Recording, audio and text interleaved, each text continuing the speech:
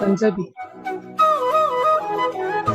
पंजाबी पंजाबी लड़की ऐसे करती है ना। क्यों पंजाबी लड़की ऐसे करती है? नहीं पता आपको?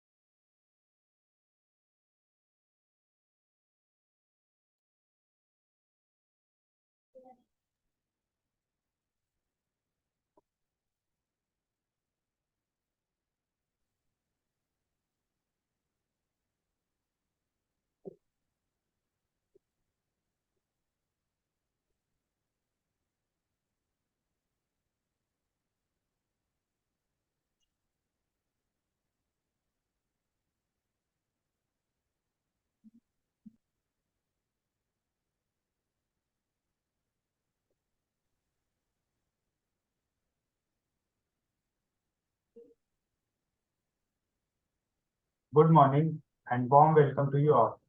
I am Vaibhav, your host for today. Let's continue with our 143rd virtual webinar. Our topic for today is legal compliance from businessman's point of view. It shall be taken by Mr. Ishwar Divani sir. He shall cover company structure selection, income tax compliances, GST compliances, internal audit to keep check on compliance, things to be kept in mind while facing GST, income tax and investigation, followed by question and answer session. Our agenda for today is virtual inauguration by Dr. Sundar Kataria, invoking the blessing of deity, chanting of Gayatri Mantra, introduction of speaker, presentation by Mr. Ishwar Jivani, and last closing session. A brief introduction of Dr. Sundar Kataria. Sadgun Sangh conceived and led by Dr. Sundar Kataria, driven with a mission to elevate the quality, safety, and environmental awareness levels of industry. Sadgun Sangh is a series of educative, informative events aiming to illuminate professionals on possible solutions to current issues of industry and economy. Let's know more about Dr. Sundar Kataria. Designation and organization, Chairman and Managing Director, International Certification Services Private Limited, academic qualification, Mechanical Engineer, AMIE, Honorary Doctorate, Business Management. His experience, nuclear, RAPP. He started his career in building India's first nuclear power plant at Travalbata, Kota, Rajasthan. Oil and gas, EIL. He contributed in developing India's first oil and gas field at Bombay High since its inception, DNV. He was head of industry and offshore development with DNV for 2 decades. ICS. He is the founder of first Indian conformity assessment and inspection body known as International Certification Services Private Limited, which is a provider of total quality solution under single umbrella with wide spectrum of services. His achievements and awards, Lifetime Award of NES Corcon. He received several national and international awards. So now I request Dr. Kataria to virtually inaugurate the session.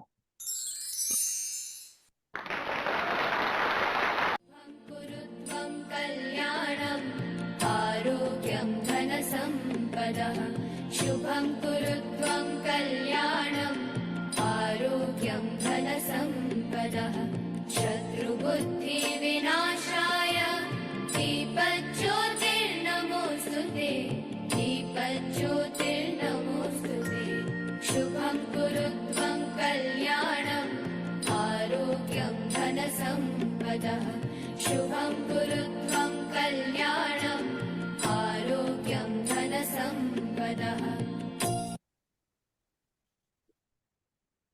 Please join us for the recitation of the Gayatri Mantra.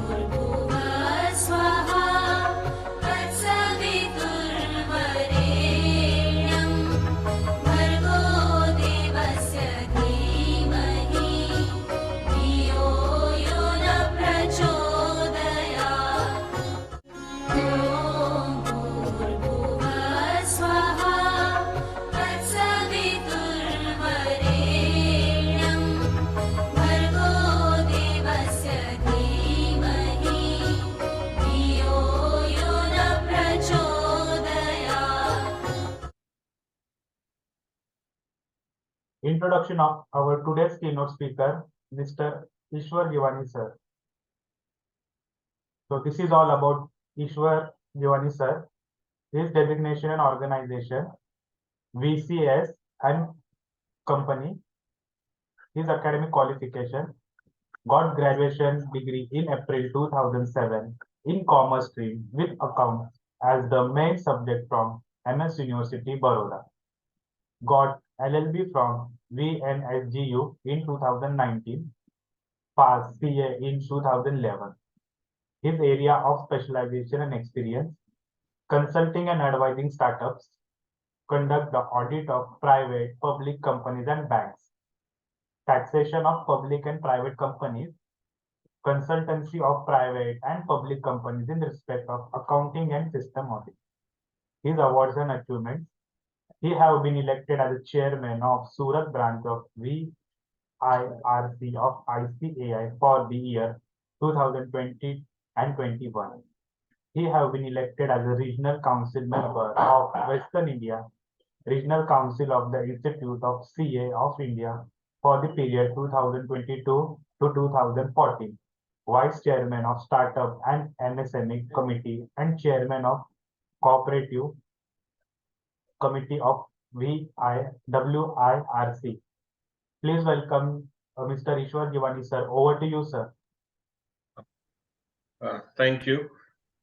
So, Vaibhav bhai, we'll start straight away with the presentation. Yes, Let sir. me share my screen.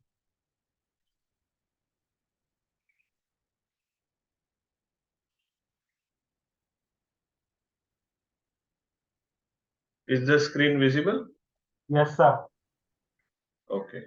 So, first of all, let me congratulate Vaibhav bhai and the team for organizing such awareness program for the businessman and working person. So, we'll keep this session interactive so that you can, get maximum benefit of this session. So let me first start with a question that why you need a proper CA for, before you start your business. Anyone?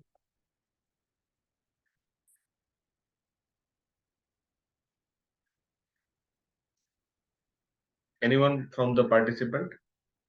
Why you need, CA before you start your business?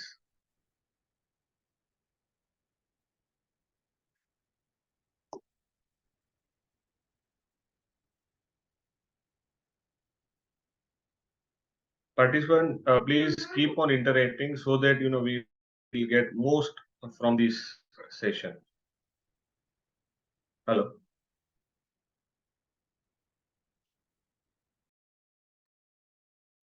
Okay, so let me give the answer.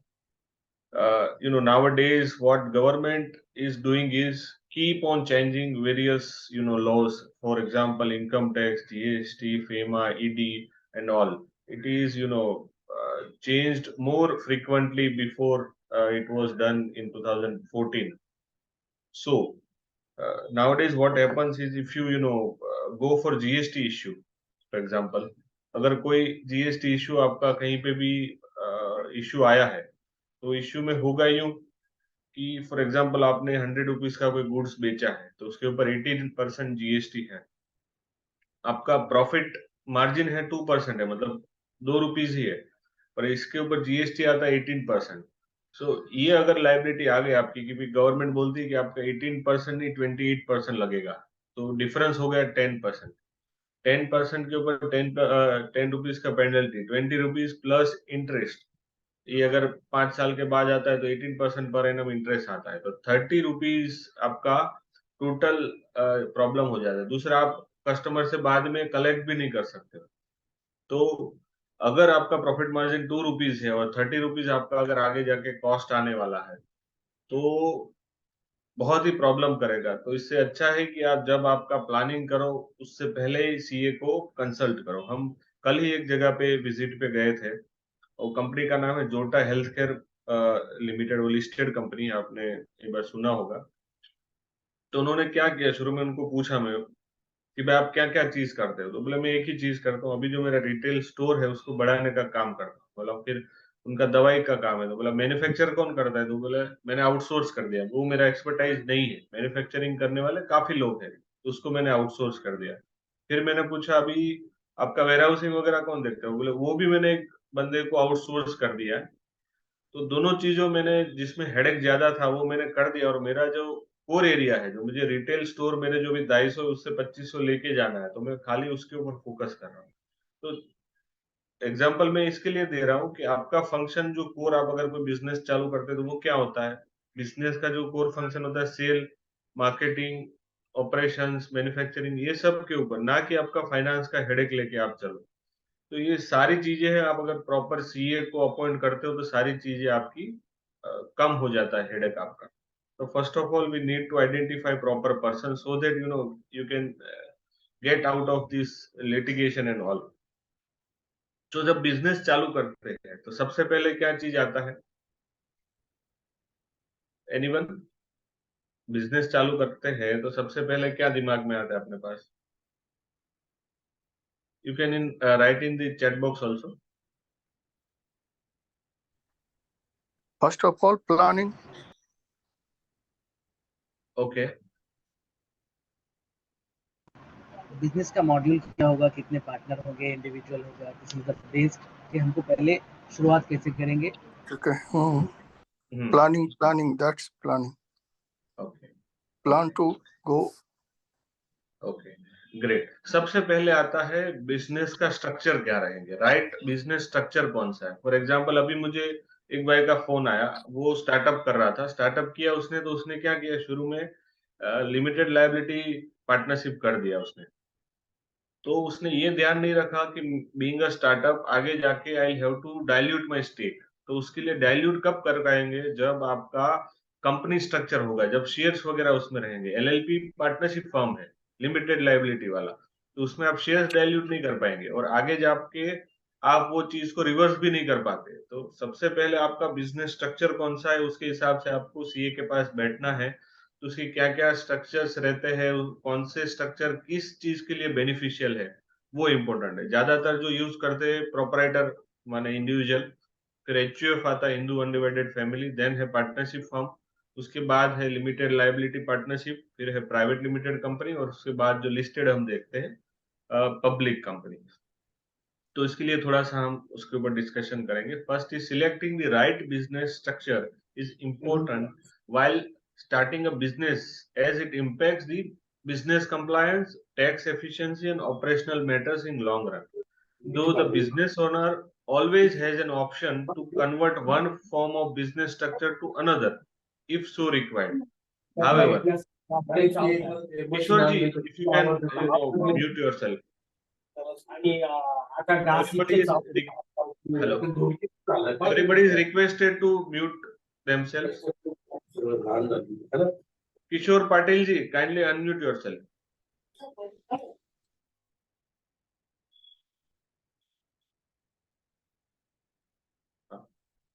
So, however, it is always advisable to make a wiser choice at the first place to avoid complexities involved in the conversion of business structure at a later stage. तो सबसे पहले हमको क्या करना है, एक ऐसा structure बनाए जो आगे जाके हमको उसको डाइवर्ट नहीं करना पड़े या तो कन्वर्ट नहीं करना पड़े। तो शुरू से ही आपको सारा चीज ध्यान में रखना है। तो उसके लिए सबसे पहले क्या है, रेसिडेंशियल स्टेटस देखना है। There are various legal forms available to do business in India. Business owners should consider their residential status while conducting the deciding the business structure. Available business options for residential and non-residential individuals and companies are given below. These are the structures, friends. First is residential individual and companies. जो residential है, मतलब India के जो residential है, India में है सारे partners है प्रोपराइटर, तो उसके लिए ये है सोल प्रोपराइटरशिप है, पार्टनरशिप है, वन पर्सन कंपनी है, प्राइवेट लिमिटेड है, पब्लिक लिमिटेड है। और अगर आपका एक पार्टनर यहाँ है, दो पार्टनर बाहर है, या सारे पार्टनर बाहर है, तो उसके लिए कौन से ऑप्शंस है? एनआरआई कोई है, उसके लिए है लिमिटेड लायबिलिटी पार्टनरशिप, उसके लिए खाली पार्टनरशिप और सोल प्रोपराइटरशिप बराबर नहीं है। उसका रीजन ये है कि उसका रेसिडेंशियल स्टेटस के उसका टैक्स स्ट्रक्चर डिसाइड होता है। तो उसके लिए सोल प्रोपराइटर भी नहीं है, पार्टनरशिप भी नहीं है। उनके लिए है LLP, private limited, public limited and section 8 company, branch office and project and liaison office. तो ये सारा स्ट्रक्चर है आपका रेसिडेंशियल स्टेटस के हिसाब से। उसके बाद है कंट्रोल ओवर बिजनेस। तो आपका बिजनेस के ऊपर कंट्रोल कैसे रखना है, उसके ऊपर से आपका ओनरशिप नक्की होता है।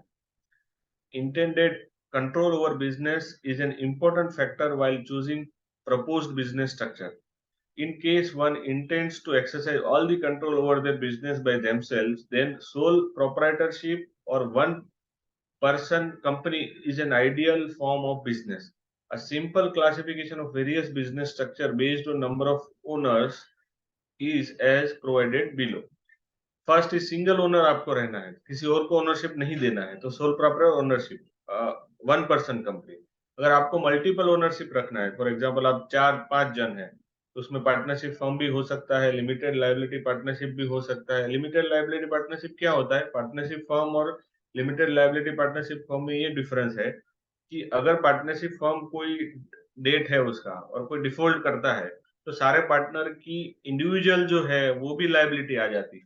फॉर एग्जाम्पल 30 लाख फर्म में है और डिफॉल्ट है 50 लाख का, तो 30 लाख फर्म से जाएगा और 20 लाख जो बचा वो जाता है इंडिविजुअल अकाउंट से भी देना पड़ता है पार्टनरशिप फर्म के पार्टनर्स को।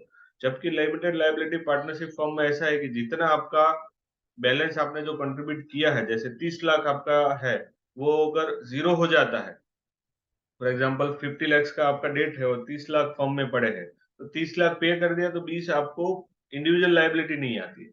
तो लायबिलिटी अगर आपको लिमिटेड रखनी है तो उसके लिए limited liability partnership. Private limited company किस चीज के लिए है? प्राइवेट लिमिटेड कंपनी उनके लिए है जिनको क्या होता है, आगे जाके कोई लंबा पैसा उठाना है, फिर उसको आगे जाके बैंक से लोन लेना है, फिर प्राइवेट पार्टी को स्टेक डाइल्यूट करना, जैसे प्राइवेट प्लेसमेंट होता है, स्टार्टअप में जाना है, तो इन सब के लिए प्राइवेट लिमिटेड कंपनी है, जिनको आगे जाके लिस्टिंग भी कराना है उनके लिए। फिर है पर्सनल लायबिलिटी ऑफ ओनरशिप्स, वो जो मैंने जैसे डिस्कशन किया कि सोल प्रोपराइटर का पूरा लायबिलिटी आता है, अपने इंडिविजुअल अकाउंट से भी करना है। वन पर्सन कंपनी में भी personal asset of the sole proprietor is protected because it is a company. Company में आप अगर एक बार आ जाते हैं तो कंपनी में आपने जितना पैसा डाला तो कंपनी का लायबिलिटी बनता है। अगर वो भी कंपनी पे नहीं कर पाती तो उसको डिफॉल्ट जाहिर किया जाएगा, पर उसका पर्सनल जो अटैच है उसको एसेट को अटैच नहीं कर पाएगा कोई। पार्टनरशिप फर्म में अनलिमिटेड रिस्क है, जबकि लिमिटेड प्राइवेट लिमिटेड में अपने पर्सनल जो एसेट्स रहते हैं डायरेक्टर के पार्टनर के, वो सेव हो जाते हैं। फिर है, मैंने जैसे बताया, एबिलिटी टू रेज और बोरो मनी। जैसे आपका अगर बोरो करना है तो आप अगर पर्सनल कैपेसिटी में सपोज आपका कोई 50 लाख का वैल्यूएशन का कोई एसेट है, तो उसके सामने फंड कौन देगा? मैक्सिमम 50 लाख। जबकि आपका स्ट्रक्चर प्राइवेट लिमिटेड या लिमिटेड है, तो उसके लिए क्या होता है, उसका खुद का भी गुडविल होता है प्राइवेट लिमिटेड लिमिटेड का। जैसे आपने सुना होगा विजय माल्या और ये सब, तो उनको लोग बोलते हैं कि भाई उनका 100 करोड़ का एसेट है और उसको 1000 करोड़ का फंडिंग। तो वो कैसे होता है? वो होता है प्राइवेट लिमिटेड लिमिटेड कंपनी आपका बनता है तो उसमें ज्यादा आपको बोरोइंग मिलता है, क्योंकि उसका खुद का जो बोलते हैं ना रजिस्टर्ड ट्रेडमार्क रहता है, वो सबकी वैल्यू होती है उनकी। तो उनके ऊपर उनको जैसे 50 लाख का एसेट है तो उनको 2 करोड़ 3 करोड़ तक भी पैसा मिल सकता है। तो अगर आपको आगे जाके खुद का बिजनेस बूटस्ट्रैप नहीं करना है और दूसरों से पैसा लेके फिर बिजनेस को आगे बढ़ाना, तो उस केस में आपको स्ट्रक्चर पसंद करना है प्राइवेट लिमिटेड कंपनी, क्योंकि वो आपको। दूसरा है पब्लिक लिमिटेड, तो वो जैसे आईपीओ बोलते हैं। तो आईपीओ में क्या होता है, आपका सपोज 100 करोड़ का शेयर्स आपने रखा है, उसमें से 50 आप डाइल्यूट करोगे और पब्लिक को बेचोगे, या तो नया शेयर्स इश्यू कर सकते हो। तो वो 10 रुपए का फॉर एग्जांपल आपने खुद का शेयर इश्यू किया था और 100% होल्डिंग आपका है, तो पब्लिक इश्यू में क्या होता है, आपका स्टेक हो डाइल्यूट होता है। जैसे आपने 20% डाइल्यूट कर दिया, फ्रेश इश्यू लाए, दूसरा 100 वो लाए, उसमें आपने कुछ नहीं किया, तो आपका 50% वो रह जाएगा। 200 करोड़ हो गया तो 100 करोड़ आपका और 100 करोड़ पब्लिक में गए। पर पब्लिक को आप वो 100 करोड़ का स्टेक 500 करोड़ में, 300 करोड़ में दे सकते हो। ये मेन चीज है जिसमें आप प्रीमियम से शेयर बेच सकते हो। तो वो पब्लिक लिमिटेड कंपनी रहता है, उसके लिए पॉसिबिलिटी है। प्राइवेट से पब्लिक लिमिटेड होने में इतना टाइम मतलब नहीं होता है और वो कन्वर्ट इजिलीबल है। पर आपका प्रोपराइटरशिप है और फिर आपको इश्यू में जाता है, तो आपको पहले तो प्राइवेट में जाना पड़ेगा, प्राइवेट लिमिटेड से पब्लिक में जाना पड़ेगा। अगर आपको लॉन्ग टर्म में ये प्लानिंग है कि मुझे पब्लिक से पैसा लेना है, जैसे रिलायंस ने किया, अदानी ने किया, वैसा आपको अगर लंबा चौड़ा पैसा उठाना है मार्केट से, तो आपको चूज करना है प्राइवेट लिमिटेड कंपनी, जैसे ही आप इनकॉर्पोरेट करते हो। तो ये चीज है। फिर है एप्लीकेबल रेगुलेटरी कंप्लायंस। जैसे पैसा आपको प्राइवेट लिमिटेड पब्लिक लिमिटेड में ज्यादा मिलता है, तो उस हिसाब से कंप्लायंस भी उतने ज्यादा है, क्योंकि क्या है, आप पब्लिक का पैसा ले रहे हो तो गवर्नमेंट को भी सिक्योरिटी चाहिए, सबको चाहिए। तो the regulatory compliance applicable on a company is the highest, followed by an LLP. In case of sole proprietor and partnership firm, there is very less regulatory compliance as such.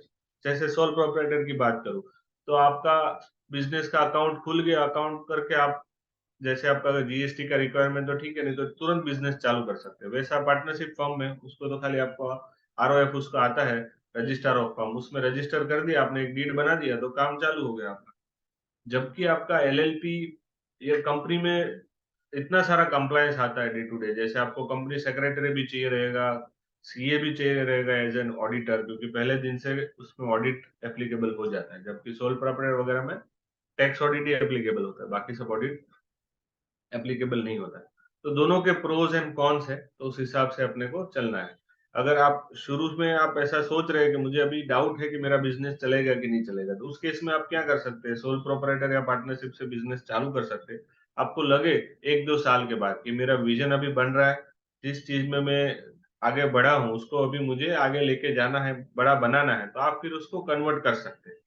क्योंकि शुरू में क्या होता है, आपका कॉस्ट आप नहीं तो कंप्लायंस का बेयर नहीं कर पाओगे, क्योंकि सीएस का भी खुद का खर्चा होता है, कंपनी सेक्रेटरी का भी होता है, आपको अकाउंटेंट वगैरह रखना पड़ेगा, उस सब का खर्चा होता है। जबकि सोल प्रोप्राइटरशिप में ये सब नहीं होता है। जैसे फॉर एग्जाम्पल आपका 1-2 करोड़ टर्नओवर हो गया, फिर आपको लगता है कि ये मुझे 100 करोड़ तक ले जाना है, तो बाद में आप उसको कन्वर्ट भी कर सकते हैं। फिर है applicable taxes, which is most important, क्योंकि सोल प्रोप्राइटर में अलग टैक्सेशन है, पार्टनरशिप में अलग है, 1% कंपनी में अलग है। There is a defined tax structure for each form of business structure. Some structure being separate legal entities are taxed directly, such as companies, limited liability partnership and partnership firm, while the income of sole proprietor firm is taxable as per the income tax slab. जैसे हर budget में हम सुनते हैं कि ये change हो गया, वो चेंज हो गया, तो वो ज्यादातर वो होता है वो सोल प्रोप्राइटर। जैसे इंडिविजुअल है उसको स्लैब लागू होता है, जैसे कोई 5 लाख है, 7 लाख तक तो कोई टैक्स नहीं है, फिर 10 लाख तक और कोई टैक्स है, फिर 30% आपका एक लेवल के बाद आता है, 50 लाख के बाद होता है, उसमें 30% तक लगता है। जबकि आपको पार्टनरशिप फर्म है, बाकी सब में लिमिटेड लाइबिलिटी पार्टनरशिप है, प्राइवेट लिमिटेड कंपनी है, पब्लिक लिमिटेड है, वो सब में आपको 30% का स्लैब लगता है। पार्टनरशिप फर्म है उसमें 30% का टैक्स स्लैब है, पर उसमें आप टैक्स ऐसे सेव कर सकते हो, जैसे आपका पार्टनर का इंटरेस्ट हो गया, उसका रेम्युनरेशन हो गया, वो आपका अगर फर्म में डिडक्शन लेते हो और तो वो जाएगा टैक्स होने के लिए उनके पार्टनर के अकाउंट में, तो पार्टनर को तो वो जो स्लैब आता है इंडिविजुअल वही आ जाएगा। तो ये थोड़ा सा उसमें प्लान अपने कर सकते हैं। फिर है 1% कंपनी, तो उसमें 15 to 30% तक का अलग अलग टैक्स लगता है। फिर लिमिटेड लायबिलिटी पार्टनरशिप, वो सेम है पार्टनरशिप फॉर्म है, उसमें भी फ्लैट 30% है।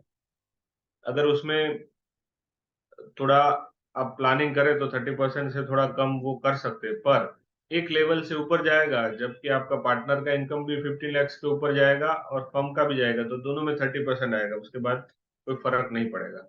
फिर जो सबसे ज्यादा इंपॉर्टेंट और सबसे ज्यादा लोग 2 करोड़ से 200 करोड़ तक बनाने के लिए जो यूज करते हैं वो है प्राइवेट लिमिटेड कंपनी। वो कौन यूज करते हैं?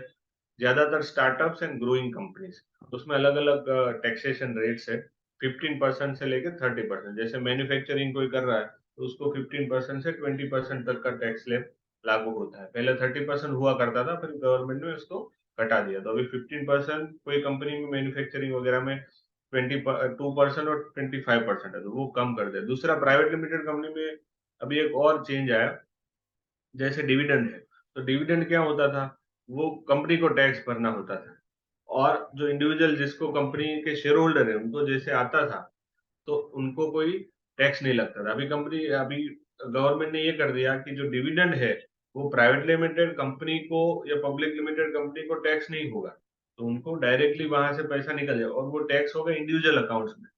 तो अभी काफी सारा इसका प्रोन्स एंड कॉन्स है। जैसे कोई बड़ा इन्वेस्टर है तो उसको ज्यादा वो होगा, और जो छोटा इन्वेस्टर है जिसको 1 लाख से 2 लाख से 3 लाख के अंदर में जो डिविडेंड आता है तो उसको कोई टैक्स नहीं लगेगा। तो छोटे छोटे रिटेल इन्वेस्टर के लिए बहुत अच्छा हो गया। तो वो भी एक डिविडेंड डिस्ट्रीब्यूशन का भी आप प्लान कर सकते हो। फिर है पब्लिक लिमिटेड कंपनी, वो भी है स्टार्टअप्स और ग्रोइंग कंपनीज के लिए। ये ज्यादा बड़ा ऑर्गेनाइजेशन आपको आईपीओ वगैरह में ले जाना है, उसके लिए है पब्लिक लिमिटेड कंपनी। वो जैसे प्राइवेट लिमिटेड है उसको इजीली कन्वर्टेबल है, प्राइवेट लिमिटेड में हो जाता है वो, और जो टैक्स स्ट्रक्चर है वो सेम एज प्राइवेट लिमिटेड ही है। उसके बाद आता है सेक्शन 8 कंपनी। वो अगर चैरिटेबल आपका कोई एनजीओ है या कोई है ट्रस्ट है, तो आप अगर उसको लोकल जो ट्रस्ट वगैरह में उसको रजिस्टर कराने के बजाय सेक्शन 8 कंपनी में उसका ऑब्जेक्ट डिफाइन कर सकते हैं, जैसे चैरिटेबल का हो गया। तो उसमें एग्जम्पशन है, if charitable activities are being taken by the NGO, so these are the text जो स्ट्रक्चर है। आपको इसमें कोई डाउट है भाई ये कौन सा एप्लीकेबल हो ना हो, आपके कोई क्वेश्चन है तो मुझे ये करना है तो कैसे करूं क्या करूं, तो आप अपना क्वेश्चन पूछ सकते हैं, चैट में भी डाल सकते हैं या तो आप माइक अपना ओपन कर सकते हैं। एनीवन?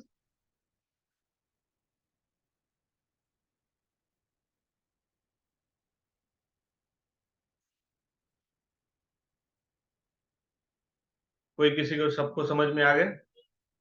कोई डाउट है किसी को? कोई भी क्वेश्चन हो पूछ सकते हैं आप।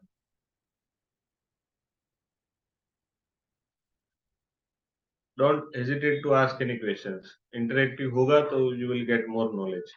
कोई भी आपको ऐसा लगता है कि ये क्वेश्चंस है तो पूछे, ऐसा कुछ नहीं है।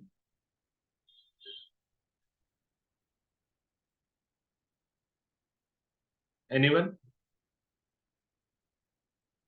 ठीक है, तो अपने एक बार रिवीजन कर लेते हैं। जैसे अपने को कोई भी बिजनेस स्ट्रक्चर करना होता है तो उसके लिए इतने ऑप्शन है, प्रोप्राइटरशिप है, एचयूएफ का रह गया। एचयूएफ क्या है? For example Hindu undivided family है, जिसमें आप है, आपके वाइफ है और आपके जो चिल्ड्रन वगैरह रहते हैं, उसका है। ये इसका प्लानिंग ऐसे कर सकते हैं, फॉर एग्जांपल कोई एग्रीकल्चर वाला है तो उसको क्या था, एग्रीकल्चर अगर आप इंडिविजुअल के साथ इसको मर्ज करते हैं, आपका इनकम फॉर एग्जांपल आपका एग्रीकल्चर इनकम 5 लाख है, आपका इंडिविजुअल में 10 लाख इनकम है, तो वो 5 लाख इनकम जो एग्रीकल्चर है तो वैसे कोई टैक्सेबल नहीं है, पर अगर आपका इंडिविजुअल में दूसरा टैक्सेबल इनकम है उसके साथ मर्ज होता है, 10 लैक्स आपका taxable income plus 5 lakh agriculture, तो उसके ऊपर प्रोपोर्शनेट एग्रीकल्चर के ऊपर भी टैक्स लगता है। तो अगर आपका एचयूएफ बनाते हैं आप, एचयूएफ बनता है हिंदू हिंदू अविभक्त कुटुंब, एचयूएफ हिंदू अनडिवाइडेड फैमिली, तो उसमें आप आते हैं, आपके वाइफ आते हैं और आपके कोई बच्चे वगैरह है तो वो आता है। तो उसमें ये प्लानिंग ये कर सकते हैं आप कि एचयूएफ में आप एग्रीकल्चर का सारा इनकम ले सकते हैं और बाकी का जो टैक्स वाला है वो आप अपने खुद के अकाउंट में ले लीजिए, इंडिविजुअल या प्रोपराइटर में। उससे क्या होगा कि 5 लाख एचयूएफ में जो है उसका कोई टैक्स नहीं लगेगा और इंडिविजुअल में जो 10 लाख है उसी का टैक्स लगेगा। दूसरा टैक्स प्लानिंग ये भी है कि अगर आपका एग्रीकल्चर इनकम नहीं और कोई भी आपको लगता है कि इंडिविजुअल में ज्यादा टैक्स हो रहा है तो उसको एचयूएफ में आप गिफ्ट करके ला सकते हैं। तो एचयूएफ में क्या होगा, आपको दूसरा इंडिविजुअल ही है, जितना आपको 5 लाख का स्लैब इंडिविजुअल में लागू होता है वैसे एचयूएफ में भी है, तो आपको दूसरा स्लैब मिल जाएगा, तो वो भी एक टैक्स प्लानिंग है। तो इतने सारे स्ट्रक्चर रहते हैं, प्रोपराइटरशिप है, एचयूएफ है, पार्टनरशिप फर्म है, एलएलपी है, प्राइवेट लिमिटेड कंपनी है और पब्लिक लिमिटेड कंपनी। तो इतना टैक्स स्ट्रक्चर में आप पूरा इसको वे में प्लान कर सकते हैं। शुरू में सीए का हेल्प आपको इसके लिए लगता है कि आपका जो कंप्लायंस का चेक है वो भी कंप्लायंस का कॉस्ट, जैसे मैंने जीएसटी का बताया, तो बहुत ज्यादा हो गया। तो आप जब भी आप बिजनेस चालू करें तो सीए के साथ बैठ के उससे सलाह मशवरा करें कि भाई कौन सा स्ट्रक्चर ले, कौन सा जीएसटी एप्लीकेबल है कि नहीं, क्या है क्या नहीं है, सारा सा पहले डिस्कस कीजिए फिर करिए। जैसे मैंने जोटा का एग्जांपल दिया कि भाई जो अपना एक्सपर्टाइज है वो ही हम करें, पर शुरू में कई बार क्या होता है कि भाई आपका छोटा सा काम है, आपको लगता है कि हम सब अगर सीए को अलग से रख के सब करेंगे सारा काम उसको, तो कई बार कॉस्ट बढ़ जाएगा। तो उसमें आप ये स्ट्रक्चर ये प्लान कर सकते हैं कि आपके वहाँ अकाउंटेंट या कोई रखने से बजाय आप अकाउंट्स कंप्लायंस वगैरह का काम सीए को ऑफिस में भेज सकते हैं, भाई आप अपने ऑफिस से सब कीजिए तो मैं यहाँ से रिलैक्स हो जाऊँ। तो आप ये शुरू में कर सकते हैं कि अकाउंटेंट वगैरह नहीं रखे, सारा काम सीए को दे, वो अपनी ऑफिस में करे सब, क्योंकि कंप्लायंस नया होता है तो पहले तो आपको भी सीखना होता है, फिर आपके एम्प्लॉय को भी सीखना होता है।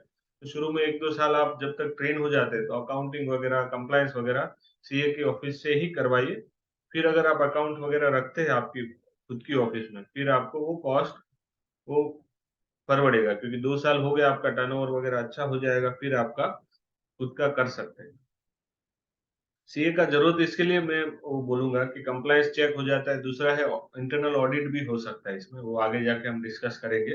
तो तीसरा, अभी मैं एक जगह गया था, मेरा एक फ्रेंड है, उसको मैं मिला था, तो वो क्या करते हैं, ग्रोथ एडवाइजरी का काम करते हैं। फॉर एग्जाम्पल आपका कोई फंक्शन रहता है, जैसे सेल्स एंड मार्केटिंग है, फाइनेंस है, एचआर है, तो ये सारे फंक्शंस वो एनालिसिस करते हैं उसका। वो एनालिसिस करने के बाद उसको ग्रोथ का कंसल्टिंग करते हैं कि भाई आपका ग्रोथ कहाँ अटक रहा है और कैसे उसको आगे लेके जा सकते हैं। तो ये सब फायदे हैं सीख के साथ शुरू से ही काम करने के।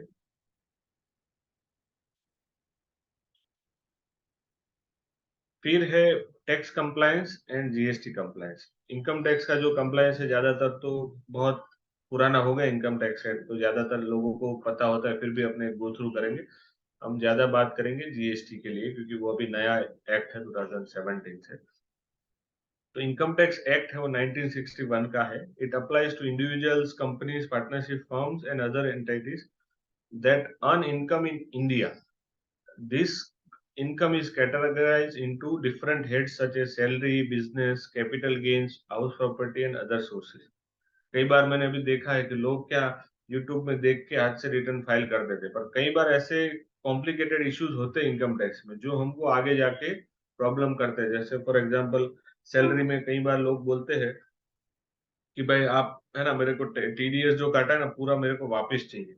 तो कोई भी उसको वापस लाने के लिए वो बोलते हैं कि आप कुछ भी डिडक्शन डाल दो, पर अभी एआई के थ्रू गवर्नमेंट इतना सारा वो यूज कर रही है एआई का कि आपको कहीं से भी आपको नोटिस आ सकता है। वो नोटिस आएगा तो 30% तो टैक्स आएगा, उसके ऊपर 30% पेनल्टी आएगा और इंटरेस्ट अलग से। तो आपका लंबा चौड़ा बिल बन जाएगा। इससे अच्छा है कि अपना जो लिखा है एक्ट में उसी हिसाब से हम चले। आड़ा टेढ़ा कुछ भी अपने एचआरए डाल देते या कुछ भी डाल देते हैं तो उसको जो रियल है वही डाले। रेंट का रिसिप्ट डाल दिया, फिर वो एटीजी का बेनिफिट ले लिया, वो सारा अपने को देख के करना है। क्योंकि अभी क्या है, पेनल्टी इतनी हो गई है और इंटरेस्ट भी इतना आता है, और ये सब आता है 2-3 साल के बाद, तो उसका इंटरेस्ट सालाना 18 to 24% हो जाता है। तो वो टैक्स से ज्यादा तो इंटरेस्ट कई बार हो जाता है। तो जैसे आपने कोई बिजनेस चालू किया तो सबसे पहले जरूरत पड़ता है उसका रिटर्न फाइल करने का। जैसे इंडिविजुअल है तो उसको 31 जुलाई है, और अगर आप अदर देन इंडिविजुअल है तो उसके लिए जो ऑडिट करने का आपका लाइबिलिटी बनता है तो 30 सितंबर है। ये मैं इसके लिए बोल रहा हूँ कि आपका सपोज 31 जुलाई है लास्ट डेट आईटीआर का, तो आप आखिरी दिन सीए के पास जाएंगे तो ना वो खुद अपना वो काम अच्छे से वो कर पाएगा, ना आपका अच्छे से रिटर्न होगा। तो सबसे रिक्वेस्ट ये है कि आपका है ना, अप्रैल जैसे ही मार्च खत्म होता है तो अप्रैल में सारा काम खत्म कर दीजिए। जैसे आपका बैंक लाना है, जो भी आपके एसेट्स है, लाइबिलिटीज है, सारा कुछ आप उनको डिस्क्लोज कीजिए। तो कई बार क्या होता है, आपके प्लानिंग भी कुछ करना है तो कर सकते हैं। तो आप जैसे ही मार्च खत्म होता है, अप्रैल में सारा कुछ आपका जो भी रेंट रिसिप्ट है या कुछ भी है उसको एक बार इकट्ठा करके, आपको याद भी होगा क्योंकि फिर गाय गाय में भूल जाएंगे। तो 30 जुलाई का डेडलाइन रखिए कि भाई 31 जुलाई नहीं है, 30 अप्रैल ही है। तो तब तक सारा कुछ आप उनको दे दीजिए, और जो भी अपने पास एसेट्स वगैरह है डिस्क्लोज करना जरूरी है। रीजन ये है कि अगर अनडिस्क्लोज इनकम है, बाद में आपका कुछ पता चलता है, तो उसके ऊपर गवर्नमेंट ने 60% तक का टैक्स कर दिया, पेनल्टी अलग से। जो जितना भी एसेट है डिस्क्लोज करने से कोई प्रॉब्लम नहीं है, अगर अनडिस्क्लोज रहा तो उसके ज्यादा पेनल्टी है। तो जितना भी है आपका एसेट एक बार बराबर से टाइम लेके देख लीजिए और पूरा फिर सीए को डिस्क्लोज कर दीजिए। उसके बाद है एडवांस टैक्स पेमेंट। जैसे इंडिविजुअल और बिजनेस है, उसका लाइबिलिटी आता है कि भाई मेरा सालाना मेरा 10 लाख का टैक्स आता है, तो उसको 30%, 30%, 30%, 3-4 उसका इंस्टॉलमेंट बनता है। जून है 15, फिर 15 सितंबर है, 15 दिसंबर और 30 मार्च है। वहां तक आपको पूरा टैक्स वो 30-30% के ब्रैकेट में भरना होता है। तो वो अगर आप टैक्स टाइम से भर देंगे, आपका आपको लगता है कि मेरा टर्नओवर 5 करोड़ होगा, उसमें इतना प्रॉफिट होगा, उसका कैलकुलेशन करके, उसका बाइफरकेशन करके फिर आप टैक्स उसको जमा कराना होता है, जिससे आपका इंटरेस्ट का लायबिलिटी और कई बार पेनल्टी का भी लायबिलिटी बच जाएगा। फिर उसके बाद आता है TDS. TDS is tax deducted at source. Entities making certain payments, like for example, salary, rent, interest, are required to deduct TDS and deposit it with government. शुरू में जब आप सोल प्रोप्राइटरशिप चालू करते हो तो उसमें ऑडिट नहीं होता है, और बाकी सारी जो एंटिटी है, पार्टनरशिप फर्म है, LLP है, कंपनी, उसको फर्स्ट डे से ही TDS का कंप्लायंस लागू हो जाता है। तो अगर आप सोल प्रोप्राइटर है तो आपको 2 करोड़ तक का जो आपका स्लैब है और टैक्स ऑडिट आपका एप्लीकेबल नहीं है, तो आपको TDS नहीं आएगा, उसके दूसरे साल आएगा। जबकि और सारी entity other than individual proprietor, सब में डे 1 से कंप्लायंस होता है। फॉर एग्जाम्पल, आपने कोई सैलरी पे की, कोई रेंट पे किया, कोई इंटरेस्ट किसी को दिया, किसी को कॉन्ट्रैक्ट पे पैसा दिया, तो उन सब चीजों पे TDS आ जाता है। TDS अगर टाइम पे आपने डिपॉजिट नहीं किया तो कई बार आपको जेल में भी, मैंने अभी देखा था कि अगर लंबा लायबिलिटी है, आपने डिडक्ट कर लिया है TDS, फॉर एग्जांपल 10 लाख का, और वो गवर्नमेंट को जमा नहीं कराया था, उसके लिए जेल तक की सजा हो सकती है। तो इसको TDS को बहुत सीरियसली लीजिएगा। जहाँ पे भी आपको TDS का लायबिलिटी आता है उसको डिडक्ट भी करना है और डिपॉजिट भी करना है। फिर उसके बाद है TCS, वो उल्टा है उसका, जो जिसको पेमेंट लेना है, मतलब सेलर है, उसको TCS को कलेक्ट करना होता है। फॉर एग्जांपल, आपने TCS कहीं कार लेने गए तो वो देखा होगा कि जो कार का डीलर है वो TCS काट के रखता है। जब भी आप रिटर्न भरते हो तो उसमें रिफ्लेक्ट होता है, फिर ले लेना होता है। तो certain sellers are required to collect TCS on certain transaction and remit it to government. तो TCS बहुत कम एप्लीकेबल होता है, पर TDS बहुत सीरियस इश्यू है, तो उसको लेना पड़ेगा। फिर है tax audit. Businesses meeting specific turnover and profit criteria need to undergo a tax audit and file audited financial statement. Tax audit आता है certain limit के बाद, जैसे 2 करोड़ का एक लिमिट है और दूसरा है 10 करोड़ का, जिसमें आपका अगर 95% से ज्यादा बैंक से बिजनेस होता है तो आपको 10 करोड़ तक ऑडिट नहीं कराना है, आपको खाली डिक्लेरेशन 5% का प्रॉफिट आएगा, उसका टैक्स भर देना। पर अगर आप इंडिविजुअल वगैरह है तो उसमें 2 करोड़ तक है, आपका कैश का जो ट्रांजेक्शन है वो ज़्यादा है, तो 2 करोड़ तक का लिमिट है। आप 6% देके छूट सकते हैं, उसका प्रॉफिट आएगा 6% और उसके ऊपर जो टैक्स आएगा वो कर सकते हैं। तो आपको इसके लिए CA से टैक्स ऑडिट कराना पड़ेगा और उसको वेल इन एडवांस उनको बताना पड़ेगा, तो वो प्लान कर पाएंगे। उसके बाद ट्रांसफर प्राइसिंग, ये कई बार मैं देखता हूँ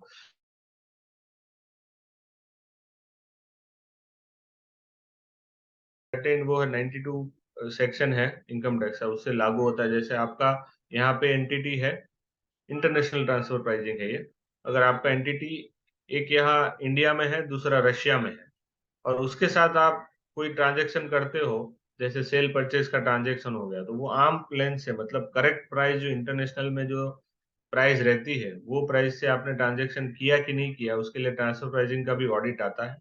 तो इसके लिए भी आपको रियल प्राइस पे ही, अगर इंटरनेशनल ट्रांजेक्शन आपकी खुद की एंटिटी के साथ करते हैं तो वो करना है। जैसे कोई आपका मेन ऑफिस यूएस है, उसका ब्रांच ऑफिस इंडिया में है, अगर मेन ऑफिस इंडिया में है, उसका ब्रांच ऑफिस यूएस में है, और उसके साथ जो ट्रांजेक्शन होते हैं वो जो आर्म्स लेंथ प्राइस होती है, जो करेक्ट प्राइस होती है, उसी के ऊपर करना है। कम या ज्यादा करने से आपको प्रॉब्लम हो सकती है। कई बार क्या करते हैं, जैसे यूएस में कोई ज्यादा टैक्स है, यहाँ कम टैक्स है, तो वहां का टैक्स यहाँ ट्रांसफर करने के लिए यहाँ का कॉस्टिंग हम बढ़ाते हैं, जबकि यहाँ टैक्स कम है। तो हमको ये सारी चीजें ध्यान में रखते हैं, इससे बहुत प्रॉब्लम हो सकता है। तो आपको ट्रांसफर प्राइसिंग के कंप्लायंस भी CA से बैठ के समझने। उसमें एक फेमा का कंप्लायंस है, काफी लोगों ने ED वगैरह का नाम सुना ही होगा, एनफोर्समेंट डायरेक्टोरेट। जैसे फॉरेन एक्सचेंज मैनेजमेंट एक्ट है हमारा, उसमें फॉरेन का कोई भी पैसा आप यहाँ से बाहर जाता है, बाहर से यहाँ आता है, तो उसमें फेमा की गाइडलाइन होती है, जो बैंक वाले से आपको मिलके वो सारा रेगुलेशन बैंक के थ्रू होता है, बैंक RBI से डील करती है। तो आपको फेमा को बहुत सीरियसली लेना है, क्योंकि ये अगर कंप्लायंस नहीं किया तो कहीं पे भी आपको गिरफ्तारी आपकी हो सकती है। जैसे आपने न्यूज में भी देखा होगा ED वगैरह का, तो वो इसी के लिए फेमा के कंप्लायंस से ही होता है। तो इनकम टैक्स के इतने सारे कंप्लायंसेस है। किसी को कोई क्वेश्चंस हो तो क्विकली कुछ पूछना हो इनकम टैक्स के लिए।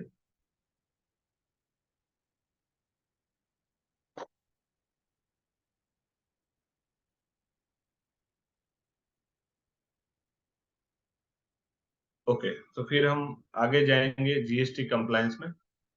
ये पहले हमारा जब GST 2017 में आया, उससे पहले क्या होता था, वेट होता था, excise duty, service tax, customs, ये सारा कुछ होता था। तो क्या होता था, अगर आपको गुजरात में बिजनेस करना है फिर दूसरा ऑफिस आपने महाराष्ट्र में खोला, फिर तीसरा तमिलनाडु में खोला, तो वो अलग अलग टैक्स का बर्डन आपके ऊपर हो जाता था, क्योंकि ये क्या वैल्यू एडेड टैक्स है। जैसे आपने मेरे से 100 रुपए का चीज लिया, दूसरों को 200 में बेचा, तो 100 में मेरे से जो परचेज किया उसका जो क्रेडिट होता है वो आपको मिलता है, और बाकी जो एडिशनल वैल्यू आपने ऐड किया जैसे 100 रुपीज का, उसके ऊपर ही लगता था। जबकि सेल टैक्स में क्या होता था कि भाई आपने मेरे से 100 रुपीज का लेके 200 में महाराष्ट्र में से बेचा, तो यहाँ का सेल टैक्स महाराष्ट्र में गुजरात का सेल टैक्स महाराष्ट्र में नहीं डिडक्शन पे मिलता था, तो टैक्स के ऊपर टैक्स लगता जाता था, मल्टीप्लिसिटी हो जाती थी। तो उसके बाद जीएसटी को इंट्रोड्यूस किया गया। तो उसका जो दो चार की फीचर्स है वो हम डिस्कस करेंगे। सबसे पहले जीएसटी रजिस्ट्रेशन। सर्टेन जो प्रिस्क्राइब थ्रेशोल्ड लिमिट है उसके ऊपर आपका अगर बिजनेस जाता है तो जीएसटी कंपलसरी है। पर उसमें एक ये है कि अगर आपका इंटर स्टेट है, फॉर एग्जांपल आपको महाराष्ट्र से तमिलनाडु में बिजनेस करना है, महाराष्ट्र से आंध्र प्रदेश में बिजनेस करना है, तो इंटर स्टेट जो रहता है, और या तो आपको इंडिया से बाहर एक्सपोर्ट करना है, ये सारे इंटर स्टेट कहलाते हैं।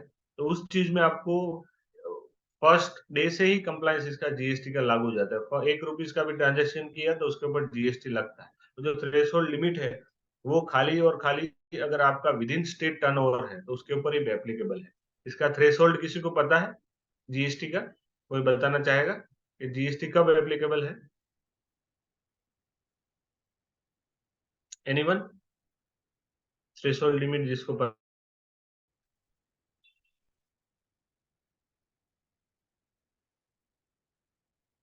जैसे न्यूज में कई बार आता है 20 करोड़ रुपीज है और गुड्स का भी 40 करोड़ तक चला गया, और अगर सर्विस आप रेंडर करते हैं उसका 20 लाख का ही लिमिट है।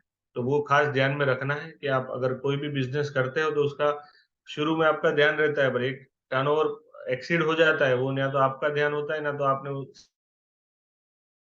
ईयर एंड के बाद उसके पास जाएंगे तो उसको पता चलेगा कि 1 करोड़ का टर्नओवर हो गया और 80 लाख के ऊपर वो जीएसटी कलेक्ट ही नहीं किया। अगर आपने वो 80 लाख का कलेक्ट नहीं किया है तो वो आपको खुद की जेब से भरना पड़ सकता है, विथ इंटरेस्ट विथ पेनल्टी। ये खास ध्यान में रखना है। अगर आपको ऐसा लगता है कि मैं आगे जाके इसको ट्रेस टर्नओवर नहीं कर पाऊंगा, तो जब शुरू करते हैं बिजनेस तभी इसको वॉलंटरी बेसिस पे रजिस्ट्रेशन लीजिए, ताकि आपको आगे जाके कोई प्रॉब्लम ना हो। जीएसटी रजिस्ट्रेशन जब लेते हैं तो कई बार मैं देखता हूँ कि उनका बिजनेस होता है एक्स प्लेस पे और उनका रजिस्ट्रेशन होता है वाई। जैसे घर से कोई कई बार वो करते हैं पर उनका गोडाउन कोई अलग जगह होता है, वो कोई रेंट एग्रीमेंट करके नहीं देता है, तो क्या करते हैं घर से वो करते हैं। तो एक सबसे ज्यादा जो हमको ध्यान में रखना वो चीज ये है कि आप जहां से बिजनेस करते हो वहीं से ही आपका रजिस्ट्रेशन होना चाहिए। जितने भी प्लेस आपके कोई भी चीज पड़ी है आपकी बिजनेस, वो प्लेस रजिस्टर्ड होना चाहिए। अगर आपने घर से रजिस्ट्रेशन नंबर लिया है और आपका बिजनेस कोई और जगह पे चलता है तो उसका क्रेडिट भी डिनाई कर सकता है आगे जाके लोग। दूसरा, आपके घर पे ऊपर भी वो रेड कर सकते हैं। आपका बिजनेस प्लेस है तो वहीं पर वो रेड कई बार सीमित हो जाती है। तो ये भी आपको ध्यान में, बिजनेस करते हैं वहीं पे आपका रजिस्ट्रेशन एड्रेस होना चाहिए। दूसरा एचएसएन है। तो आप बिजनेस चालू करो उससे पहले आपका कोई आइटम है, फॉर एग्जांपल गोल्ड है, डायमंड है, टेक्सटाइल है, या कोई आप मशीनरी बना रहे हैं, तो उसका करेक्ट एचएसएन होना चाहिए। अगर करेक्ट एचएसएन नहीं है तो उसका जो डिफरेंशियल लायबिलिटी आता है 5-6 साल के बाद, तो पेनल्टी टैक्स के साथ बहुत लंबा उसका हिसाब हो जाएगा।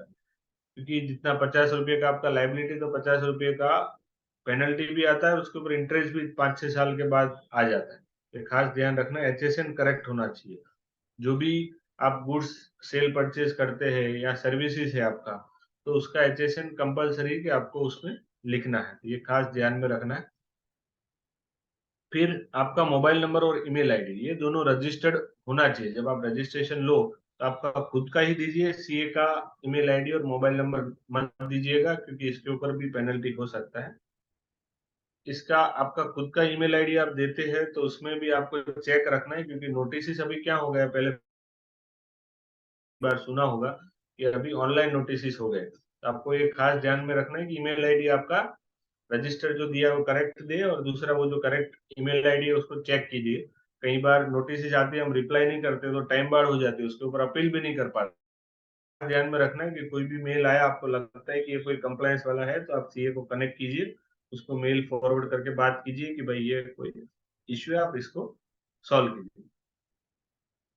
फिर है जीएसटी रिटर्न्स। जीएसटी रिटर्न है वो एक आउटवर्ड का सप्लाई जो है करते हैं, आउटवर्ड सप्लाई मतलब सेल्स करते हैं, तो जीएसटीआर 1 है उसके लिए, और दूसरा है 3B, और एक तीसरा है 9। जीएसटीआर 1 क्या है, वो आपको 1 से 11 तारीख तक भरना होता है। जैसे आपने किसी को सेल किया 10 जन को, तो उसका पूरा डेटा आपको 11 तारीख तक फिल करके गवर्नमेंट को देना होगा। फिर 3B, 3B रिटर्न ये है कि आपका सेल और परचेज जैसा कोई डिफरेंस है, जैसे आपका 10 लाख का क्रेडिट है, आपको भरना है 20 लाख, तो 20 लाख आउटवर्ड पे आया, 10 लाख माइनस होगा आईटीसी, 10 लाख बचा तो 10 लाख आपको टैक्स जमा करता है गवर्नमेंट को। वो तारीख है 20 तारीख तक आपको गवर्नमेंट को जमा करना है। तो खाली 1 भर के कोई वो फायदा नहीं है, 3B भी आपको भरना है, नहीं तो आपका रजिस्ट्रेशन कैंसिल हो सकता है। फिर उसके बाद तीसरा रिटर्न आता है जीएसटीआर 9, जो एनुअल रिटर्न होता है। वो अगर आपका 2 करोड़ से ऊपर टर्नओवर है, तो आपको सालाना जो आपने कोई फॉर एग्जांपल मई महीने का क्रेडिट जून में लिया, जून का जुलाई में लिया, कोई छूट गया, उसका पूरा रिकंसिलेशन जीएसटीआर 9 में सबको गवर्नमेंट को देना है। तो ये एनुअल रिटर्न भी भरना कंपलसरी है। फिर उसके बाद आता है ITC, which is very much important, input tax credit. जो आप डे इन डे आउट अभी जो सुनते हैं, कई बार वो फ्रॉड करते हैं गवर्नमेंट को, वो ये सबसे ज्यादा आईटीसी में फ्रॉड करते हैं लोग। फॉर एग्जांपल कोई ऐसा कंपनी बना दिया जो जिसमें कुछ टर्नओवर और कुछ नहीं होता है, पर इसको क्रेडिट लेने के लिए, किसी को पास ऑन करने के लिए धोखा कंपनी बना दिया, तो ऐसा भी होता है, तो इसको खास ध्यान रखना है। Businesses can claim ITC on GST paid on purchases and expenses, which can be set off against GST liability. जैसे फॉर एग्जांपल मैंने बोला आपका 20 लाख का सेल है, परचेज और एक्सपेंस 10 लाख का है, तो जो 10 लाख नेट बचा, तो उसी के ऊपर आपको जीएसटी भरना है, ना कि आपका जो सेल टोटल हुआ वो। उसमें मेन चीज मैं कई बार देखता हूँ कि जीएसटी का जो क्रेडिट है, जैसे वॉशिंग मशीन हो गया, जैसे मोबाइल हो गए, फिर पर्सनल कोई वो दूसरा ले लिया, तो ये सारी चीजें जो पर्सनल पर्पस की है उसका भी क्रेडिट ले लेते हैं। तो ये मैं खास आपको अटेंशन करना चाहूंगा कि ये चीजें आप मत कीजिए, क्योंकि इसके ऊपर पेनल्टी भी इतना है और इंटरेस्ट भी इतना है। तो पर्सनल एसेट कोई भी है, भले ही आप वो लोग ऑडिट में आएंगे, जैसे फॉर एग्जांपल एसी का आपने क्रेडिट लिया है और आपके वहां ऑडिट आया जीएसटी का डिपार्टमेंट से, तो वो क्या करेंगे, देखेंगे एसी है तो आपने जो क्रेडिट बिल के सामने उसको देखेंगे, तो अगर एसी नहीं है तो उसका पेनल्टी आएगा प्लस इंटरेस्ट आएगा, क्योंकि जो ऑडिट वगैरह आता है वो 5-6 साल के बाद आता है, 18% 24% इंटरेस्ट लेते हैं, तो कितना इंटरेस्ट हो जाता है। तो खास ध्यान ये रखना है कि पर्सनल एसेट जो है पर्सनल पर्पस के लिए, उसका क्रेडिट ना ले हम। फिर है what if vendor does not pay the GST to the government. GST में क्या होता है, जैसे मैंने कोई परचेज किया, जैसे फॉर एग्जाम्पल स्टेशनरी का मैंने परचेज किया, तो उसका मैंने जीएसटी के साथ पेमेंट कर दिया, जिससे मैंने स्टेशनरी लिया। अभी क्या करते हैं कई बार वेंडर लोग, जिससे मैंने स्टेशनरी लिया, वो मेरे से कलेक्ट तो कर लेते पर गवर्नमेंट को जमा नहीं करते। तो इस केस में आपका भी कई बार लाइबिलिटी आ सकता है, हालांकि उसमें चांसेस है कि आगे जाके आपको मतलब लिटिगेशन करना पड़े अपील में जाके, पर खास ये ध्यान रखना है कि वैसे ही वेंडर से हम डील करें जो आगे जाके गवर्नमेंट को पैसा टाइम से देता है। तो ये खास ध्यान रखना है कि हम जिसको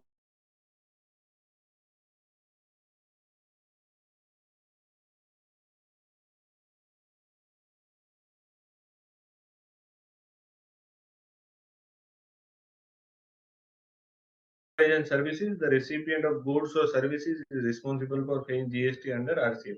फॉर एग्जाम्पल आपने कोई चीज इंपोर्ट की तो इंपोर्ट करते टाइम जो सामने वाला जहां से अपने लेते हैं, तो जो फॉरेन वाला है उसको तो जीएसटी का लाइबिलिटी है नहीं, तो गवर्नमेंट ने क्या किया, आप अगर बाय करते हो तो आपको उसके ऊपर जीएसटी भरना है, और उसका वही महीने में आप क्रेडिट भी ले सकते हैं। तो ये है। दूसरा, आप ट्रांसपोर्टर से कुछ आपका बिल आता है तो वो भी उसमें जाता है, जैसे सिक्योरिटी वाला है तो सिक्योरिटी का बिल आता है, उसके ऊपर भी आरसीएम। तो 3 चीजें हैं, इंपोर्ट ऑफ गुड्स या सर्विसेज, फिर आपका कोई, तीसरा है सिक्योरिटी सर्विस, 3 के ऊपर। फिर एक है डायरेक्टरशिप पे ही है आपका, उसका सेटिंग फीस है, तो उसके ऊपर भी कंपनी का लाइबिलिटी बनता है। आरसीएम काफी मान्य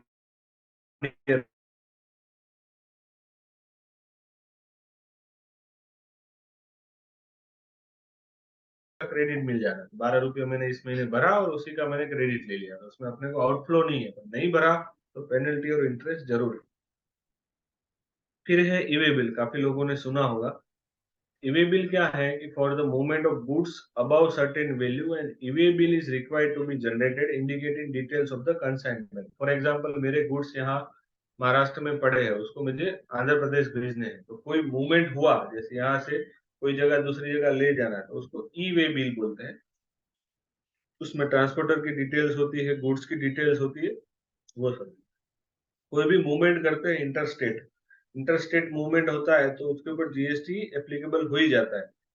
मैंने शुरू में ही बोला कि अगर आपका इंटरस्टेट मूवमेंट है कोई भी गुड्स, फॉर एग्जांपल मैंने आज ही बिजनेस चालू किया और यहाँ से महाराष्ट्र से मैं आंध्र प्रदेश गुड्स भेज रहा हूँ, तो ₹1 से ही मेरा जीएसटी एप्लीकेबल हो जाता है।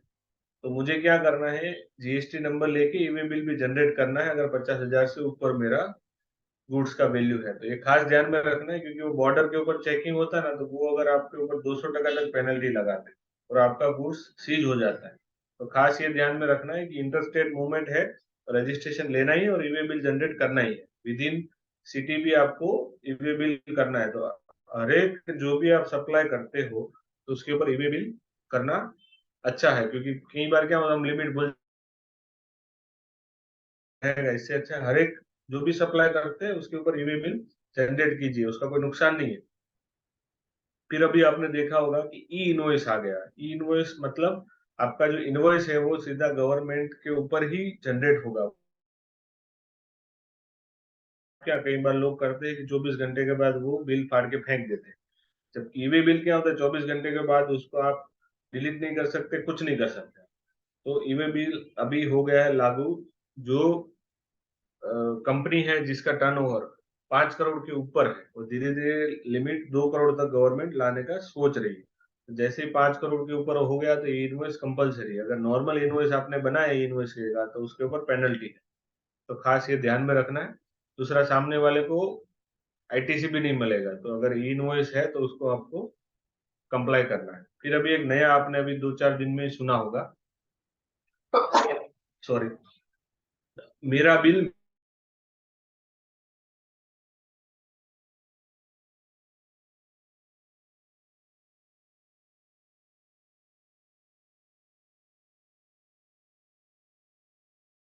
पर 5% जीएसटी लगता है। वो क्या करे, आपको बिल दे दिया, आप बिल ले लिए, फिर वो आप गए तो शाम को 100 बिल बनाए, उसमें से 5 बिल रखेगा, 95% फाड़ के फेंक देगा। तो इसके लिए गवर्नमेंट ने क्या किया है कि अभी एक नया ऐप लाए हैं, मेरा बिल मेरा अधिकार करके। अगर आप ऐप पे या गवर्नमेंट की साइट पे आपको अपलोड करना है, तो उसमें वो लॉटरी सिस्टम लाए, जैसे 1 करोड़ का आपको लॉटरी लग सकता है। तो इसके लिए क्या, जैसा रेस्टोरेंट, फिर कई बार होता है सर्विसेज, आपका होटल वगैरह है, तो जिसमें आपको क्रेडिट नहीं मिलने वाला है, तो क्या होता था, क्रेडिट नहीं मिलने वाला है तो लोग बिल फाड़ के फेंक देते थे, तो सामने कहीं रिपोर्ट भी नहीं होता था, आईटीसी नहीं होता था, तो प्रॉब्लम था। तो अभी ये नया ऐप आया, मेरा बिल मेरा अधिकार। तो ये खास ध्यान में B2C में अभी एप्लीकेबल ज्यादातर हो गया है। तो आपको ध्यान में रखना है कि B2C का बिल जो है वो इंटेक्ट रखना है। फाड़ के फेंक दिया तो अगर उसको लॉटरी लगा, या तो उसने वो जो बिल आपका सीरीज है वो अपलोड कर दिया है उसने, तो आपके ऊपर टैक्स की लायबिलिटी आ सकती है। तो B2C में खास करके भी ये अच्छा आया है। दूसरा, आप भी देश के ग्रोथ में ग्रोथ इंजन बनना चाहते हैं तो आप ये कहीं पे भी जाइए तो बिल ले लीजिए, बिल लेके मेरा बिल मेरा अधिकार जो है उसके ऊपर अपलोड कीजिए। एक तो आपको पैसा भी लगने का चांस फ्री में बन सकता है, दूसरा वो कंप्लायंस भी होएगा कि सामने वाला टैक्स भरेगा, आप आपसे लेके फिर वो बढ़ता नहीं है। तो ये खास ध्यान में रखना है कि कहीं पे भी आइए, बिल लिया, फिर ये इसका जो गवर्नमेंट का ऐप है उसके ऊपर उसको अपलोड कीजिए। फिर है जीएसटी ऑडिट।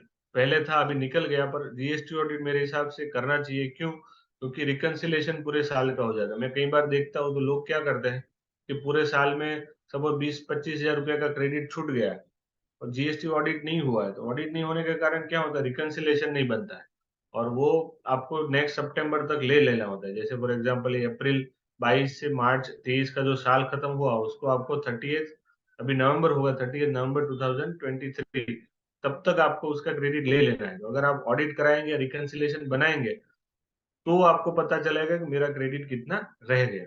उसके बाद है कंपोजिशन स्कीम। जैसे रेस्टोरेंट वगैरह है तो वो एक एक उसका क्रेडिट नहीं लेना है, खाली वो जो उसका रेट डिसाइडेड है 5% उसके ऊपर भर देना है, उसको कोई रिकॉर्ड नहीं रखना है। तो छोटे छोटे बिजनेस के लिए कंपोजिशन स्कीम है।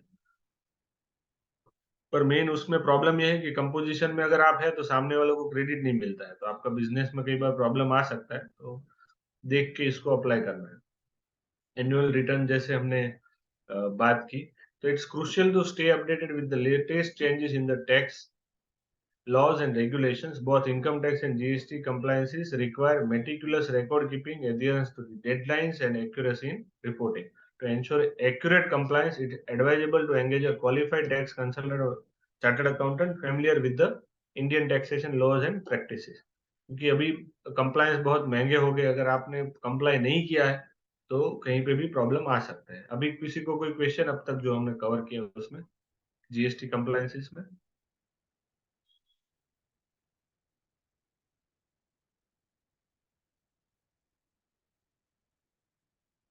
चलो, अभी बहुत इंटरेस्टिंग टॉपिक है, things to be kept in mind while facing GST और income tax search and investigation. हम कई बार देखते हैं कि ये जीएसटी का रेड हो गया, इनकम टैक्स का रेड हो गया, तो ये चीज में हमको क्या क्या as an employee, as an employer, कोई भी हम पार्ट है ऑर्गेनाइजेशन, तो उसमें हमको क्या क्या ध्यान रखना है।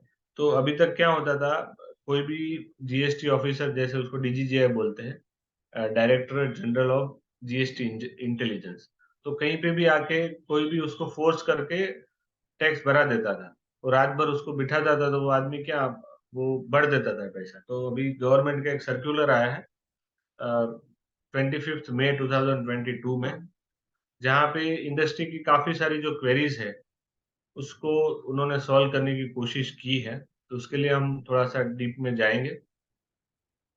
तो सबसे पहला क्वेश्चन उठता है, when can GST officer undertake an inspection और अ सर्च? कब जीएसटी ऑफिसर सर्च या इंस्पेक्शन कर सकता है? एक सेक्शन 67 है जो एम्पावर करता है officer not below the rank of joint commissioner to undertake inspection of the premises. तो जॉइंट कमिश्नर से नीचे का आदमी कोई सर्च या सीजर नहीं कर सकता। तो रेड करने के पहले आपको देखना है कि ये जॉइंट कमिश्नर है, या दूसरा चीज ये है कि वो किसी को ऑथोराइज कर सकता है। तो वो जॉइंट कमिश्नर नहीं है, तो जॉइंट कमिश्नर ने किसी को ऑथोराइज किया है, वही आदमी है कि नहीं है, तो वो कौन सी चीज के लिए कर सकता है? ये चार चीजें हैं। जो टैक्सेबल पर्सन जो रहता है, उसने कोई ट्रांजेक्शन है, सप्लाई ऑफ गुड्स, वो सप्रेस किया है, इनपुट टैक्स क्रेडिट है, वो मोर देन हिज एंटाइटलमेंट उसने क्रेडिट किया है, फिर है contravention of any provisions of CGST act, जैसे सेंट्रल जीएसटी एक्ट, उसका कोई प्रोविजन उसने कंप्लाई नहीं किया, तो उस चीज में वो रेड कर सकता है। फिर है whether tax payer has right to check authorisation for inspection of premises. तो उसमें ऐसा है कि वो कोई भी अगर आदमी, कई बार मैंने देखा है, तो वो जो फोर्ज करते हैं उसको डॉक्यूमेंट्स को, उसके बाद लोग आते हैं, तो वो आपको खास ध्यान में ये रखना है कि जो आदमी आया एक्चुअल में ऑथराइज है या कोई ऐसे मेरे साथ कुछ कर रहा है। तो खास ध्यान में आपको रखना है कि उसका INS-01 आता है, उसका कॉपी मांगना है, फिर उसका आइडेंटिटी जो कार्ड होता है उसका कॉपी लेना है। दोनों आपका राइट है, आप उससे वो मेमो ले सकते हैं। तो INS-01 करके आता है, और उसका आई कार्ड का चेक करना है, दोनों कॉपी लेके ही अंदर उसको आने देना है। कोई भी फोर्स करे उसको बोलने का है, आप पहले मुझे आपका आईडी कार्ड दो, उसका कॉपी, और ये दोनों उसका आपको लगता है कि प्रॉपर ऑथेंटिक है, फिर ही उसको अंदर आने दें। नहीं तो आपको अगर लगता है कि ऑथेंटिक नहीं है और प्रॉब्लमेटिक है, तो तुरंत आप पुलिस को डायल कीजिए, क्योंकि कई बार आपको लगता है कि वो फ्रॉड वाले लोग भी आ जाते हैं। तो खास ध्यान में ये रखना है, ये जबरदस्ती कर रहा है, फ्रॉड मुझे लगता है, तो इनकम टैक्स का आदमी से या जीएसटी का आदमी आपको लगता है कि फ्रॉड है, तो आप पुलिस में भी डायल कर सकते हो। ये आपको घर पे भी बोल के रखना है, क्योंकि कई बार क्या होता है, आप ऑफिस पे रहते हैं, घर पे जाके लेडीज को कुछ पता नहीं होता, तो उसको बिना पूछे लोग घुस जाते हैं। तो खास ये ध्यान में रखना है कि अवेयरनेस फैलाए घर पे, ऑफिस में, सब जगह की भी ये ध्यान में रखना है कि कोई भी आदमी आया तो पहले प्रॉपर चेक करने का, फिर घुसने देने का, या तो सीधा पुलिस का नंबर डायल कर देने का, पुलिस को बुलाने का, तो वो वेरीफाई कर लेंगे। To whom the summon can be issued. तो समन किसी को भी इश्यू हो सकता है। फॉर एग्जांपल आप अकाउंटेंट है या आप एचआर के हैं, जिसके पास कोई डॉक्यूमेंट ऐसा उनको लगता है जीएसटी वालों को कि ये डॉक्यूमेंट जो हमको लगता है कि इसके पास होगा, एविडेंस के तरीके से इसके पास अपने को मिल सकता है, उस सबको वो बुला सकते हैं, डायरेक्टर हो या कोई भी हो। तो ये ध्यान में रखना है। फिर है, can a person be arrested for any offence under GST. कई बार क्या होता है, जीएसटी वाले आके धमका देंगे आपको, अगर आपने इतना टैक्स नहीं भरा या आपने इतना डिक्लेयर नहीं किया तो आपको वो है अरेस्ट कर लेंगे। तो खास ध्यान में अपने को रखना है कि 1 करोड़ के ऊपर का ऑफेंस है या कुछ है, उसी टाइम पे आपको वो अरेस्ट कर सकते हैं। तो अरेस्ट का कोई भी आपको बहाना बताए तो खास ध्यान में रखना है कि हर एक चीज में वो आपसे ये सब प्रॉब्लम के लिए अरेस्ट नहीं कर सकता। तो 4-5 चीजें जो है अपने मैंने यहाँ लिखी है, जैसे सप्लाई ऑफ गुड्स और services without issuance of invoice. बिना इनवॉइस इश्यू किए आप गुड्स सप्लाई करते हैं, आपने ज्यादा क्रेडिट ले लिया, आपने इनवॉइस इश्यू किया विदाउट सप्लाई, आपने सप्लाई नहीं किया पर इनवॉइस, खाली इनवॉइस का बिजनेस किया। फिर है, collect any amount tax and fails to deposit to the same to the government beyond 3 months. तो 3 महीने से ज्यादा अगर आपने किसी से जीएसटी लेके रखा पर डिपॉजिट नहीं किया, ये से ऐसी चीजों में आपका अरेस्ट हो सकता है, पर उसमें भी लिमिट है कि 1 करोड़ के ऊपर होगा तो ही। फिर है, whether the amount of tax is required to be paid during search और इंस्पेक्शन ऑफ द प्रीमाइसेस। उसके लिए अभी पहले क्या होता था, जीएसटी वाला कोई भी आया और सीधा आके प्रेशर करता था, रात भर वो बैठ के उसको फोर्स करके पैसा जमा कराने का वो करता था।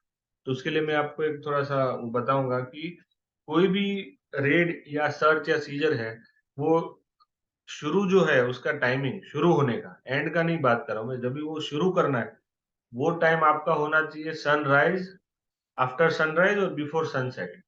तो जब उसको रेड चालू करना है तो उसका टाइमिंग यही होना चाहिए, सनराइज और सनसेट उसके बीच में। वो फिर जारी, एक बार आप सनराइज के बाद आ गया, फिर 2 दिन तक रात पर बैठ के वो करे वो अलग चीज है, पर जब भी उसका आने का टाइम है वो दिन का ही होना चाहिए, after sunrise before sunset. Sunset के बाद वो अगर आता है तो उसको आप डिनाई कर सकते हैं। हाँ, पर अगर सनसेट के पहले आ गया फिर आप रात भर बैठ के वो सब कर सकते हैं, पर वो उसका एंट्री का टाइम यही होना चाहिए। तो ये खास ध्यान रखना है। It came to the notice of that the GST officers asked to pay amount of tax voluntarily during investigation by using pressure tactics without recording any reason in writing for demand of tax. तो उसके लिए CBIC ने एक notification किया कि has laid down the procedure for search and seizure operation.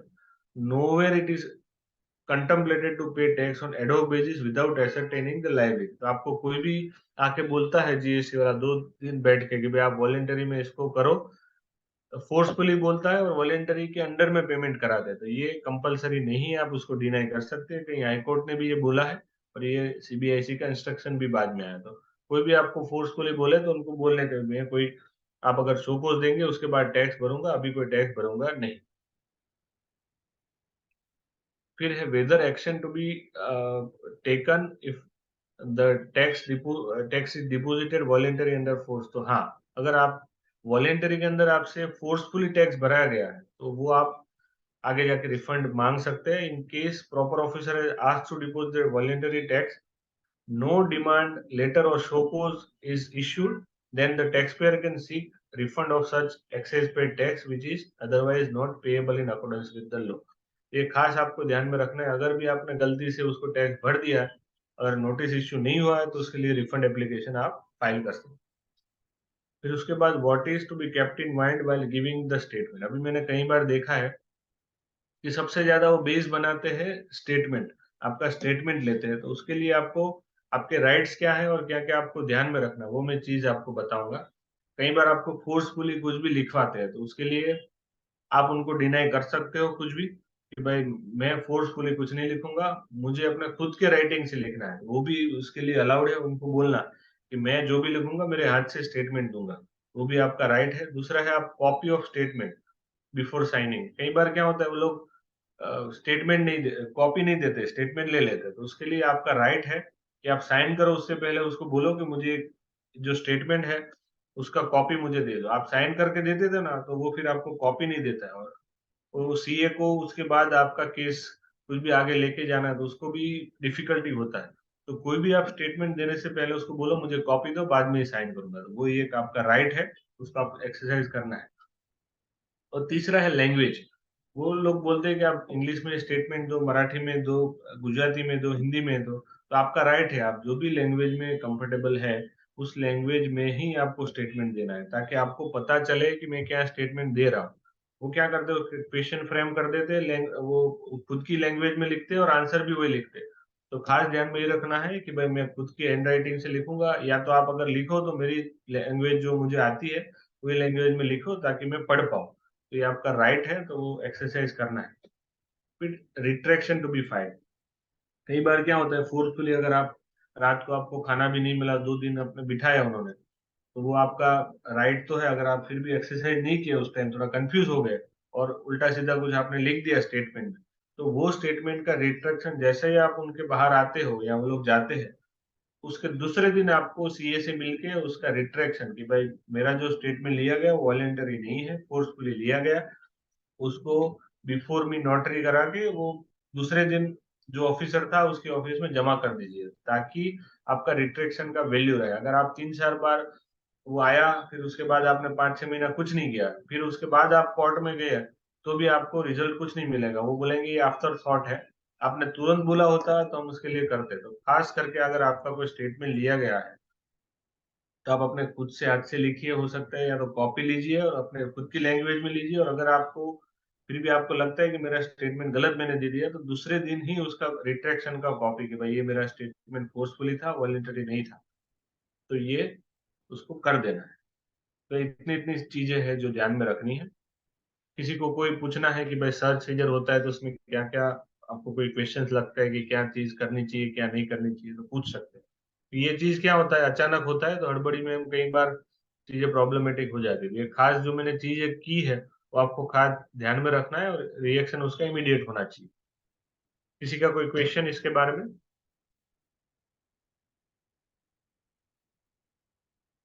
कुछ पूछिए तो मजा आएगा आपको।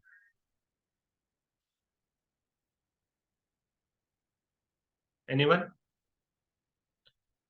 कोई फेस किया है अब तक इनकम टैक्स का सर्च सीजर या कुछ, जीएसटी का, एनफोर्समेंट डायरेक्टरेट का, किसी का?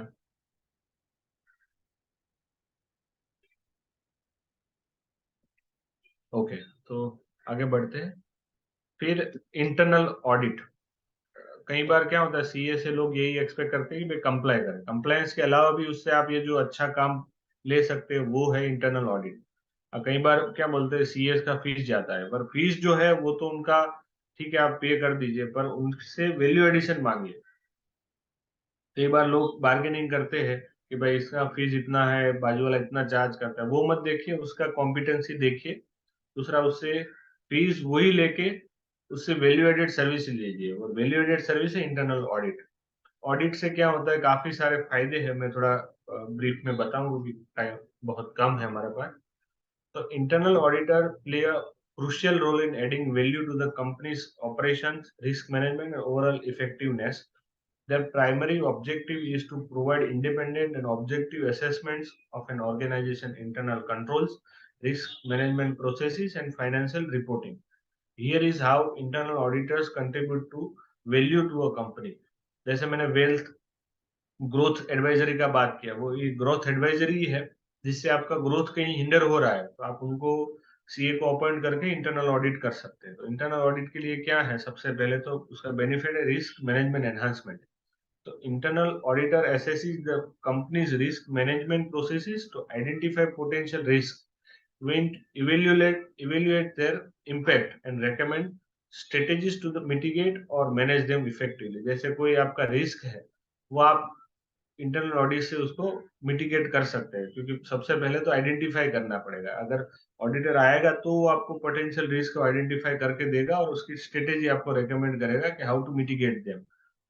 फिर उसके बाद इम्प्रूव्ड इंटरनल कंट्रोल। अभी मैं कई बार देखता हूँ कि इंटरनल कंट्रोल हमारे पूरे होते ही नहीं। फॉर एग्जांपल, कोई पीओ इश्यू करने वाला भी सेम होता है, उसका पेमेंट करने वाला भी सेम होता है, उसको प्रोक्योर करने वाला भी सेम रहता है। तो क्या होता है, वो इंटरनल कंट्रोल का वीकनेस है।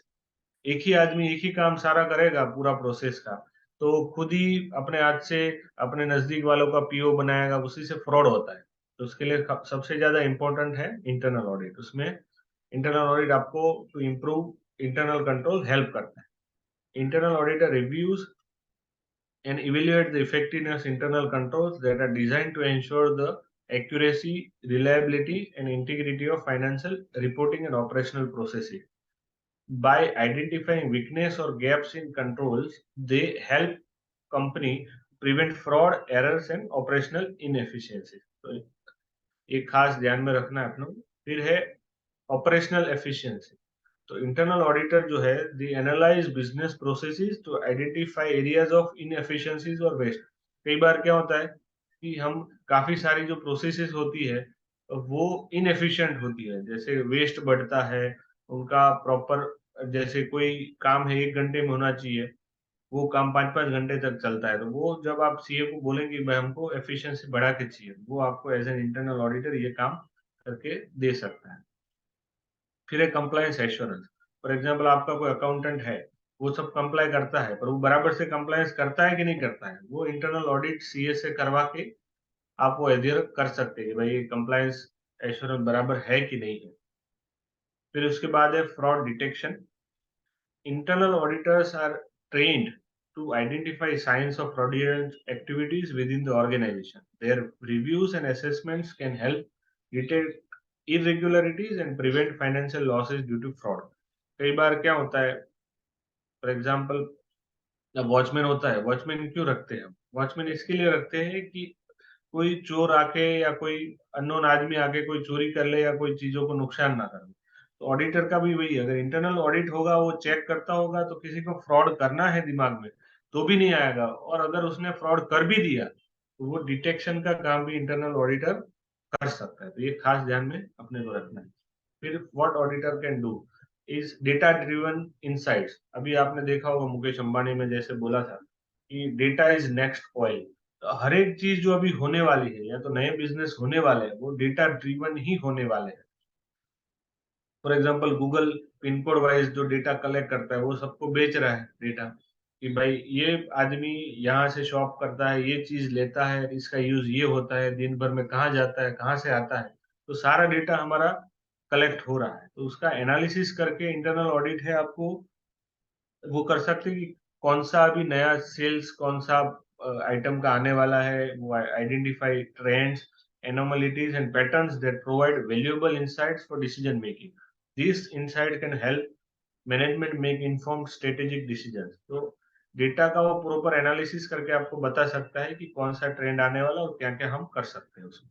ये खास डेटा अभी जो नेक्स्ट ऑयल है, जो नेक्स्ट डिकेड है पूरा, वो डेटा के ऊपर ही रहने वाला, तो ये खास बहुत इंपॉर्टेंट चीज है। देन है प्रोसेस स्टैंडर्डाइजेशन। तो कई बार हमारी क्या सेल्स की बराबर से प्रोसेस नहीं होती है, फाइनेंस की प्रोसेस नहीं होती, तो प्रोसेस को स्ट्रीमलाइन करने में इंटरनल ऑडिट हमको हेल्प करता है। Internal auditors promote consistent processes and procedures across the organization. This ensures that best practices are followed, leading to a more standardized and efficient operation. उसके बाद है stakeholders confidence.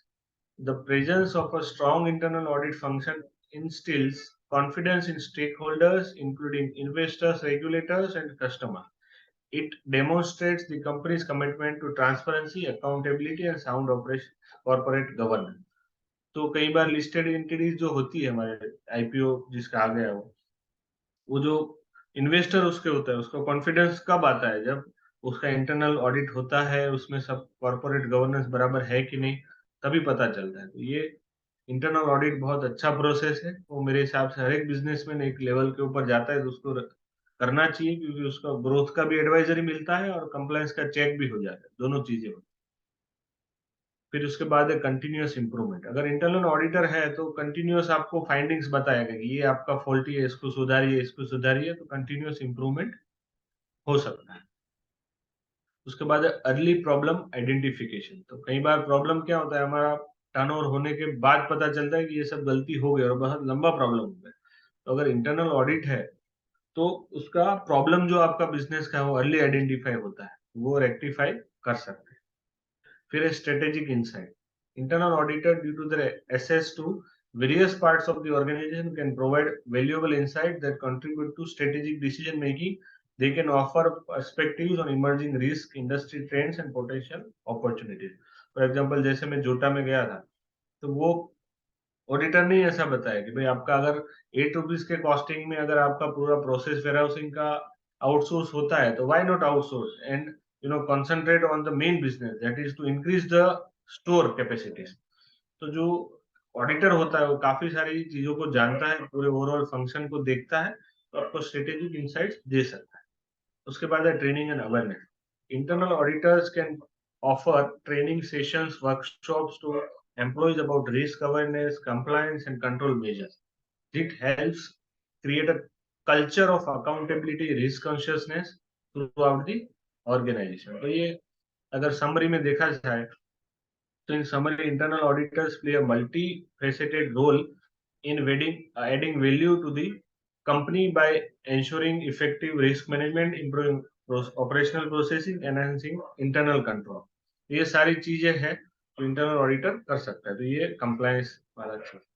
तो friends, मैंने मेरा जो पार्ट था वो सब बताया आपको। और भी कोई क्वेश्चंस है तो आप बताइए। Thank you so much. कोई भी आपको बाद में भी प्रॉब्लम ऐसा लगता है तो you can connect me. Here is my mobile number and email ID. Anyone? The session is open now, please. Thank you, sir, for your presentation and information. I requesting everyone to, if you have any question, please unmute yourself and ask directly, or you can put in the chat box.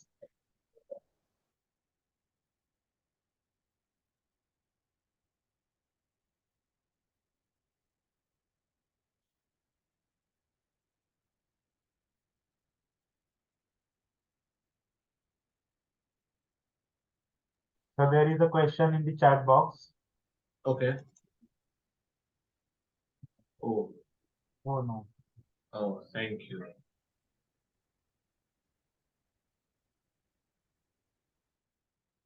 तो मैंने internal audit part इसके लिए साथ में भी cover किया कि क्या होता है, ज्यादातर सीएस या टैक्स कंसल्टेंट को लोग यही समझते हैं कि ये कंप्लाई जो है पूरा कर देगा, पर उससे आप ग्रोथ की एडवाइजरी भी ले सकते हो। और दूसरा, आपका जो सिस्टम है आपका बराबर, ऑफिस का सिस्टम या बिजनेस का सिस्टम बराबर है कि नहीं है, वो एडिशनल सर्विसेज आपको लेनी चाहिए।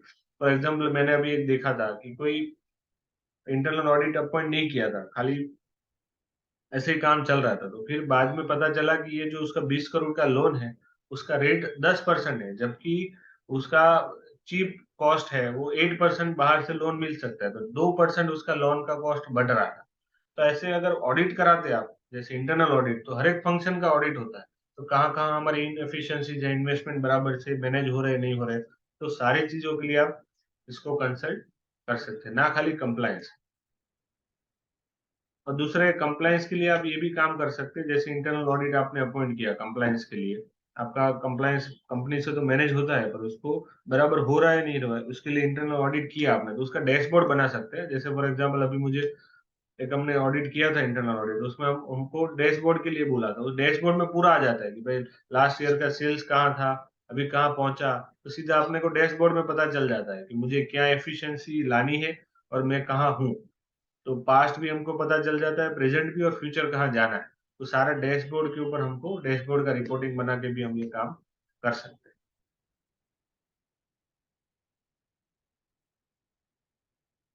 और किसी को कोई क्वेश्चंस? लगता है सब समझ गए सब। Yes, sir. So I repeat, if anyone have any questions, you can unmute yourself and ask directly, or you can put in the chat box. पूछिए, ऐसा नहीं कि लोग क्या सोचेंगे, पूछिए। पूछेंगे तो आपको और ज्यादा आएगा आइडिया। और भी कोई चीज आपको लगता है कि मुझे पूछना है, कोई भी चीज आप पूछ सकते हैं, फाइनेंस से रिलेटेड, बिजनेस से रिलेटेड, स्टार्टअप से रिलेटेड, कुछ भी चीज आपको, कोई भी चीज अगर आपके दिमाग में है तो चालू करना है, उसको कैसे करें, क्या करें, कुछ भी आप पूछ सकते हैं, तो दूसरों को भी पता चलेगा कि भाई क्या चल रहा है। Anyone? All are from employ background और एम्प्लॉयर बैकग्राउंड? ज्यादातर जॉब करने वाले हैं कि बिजनेसमैन है?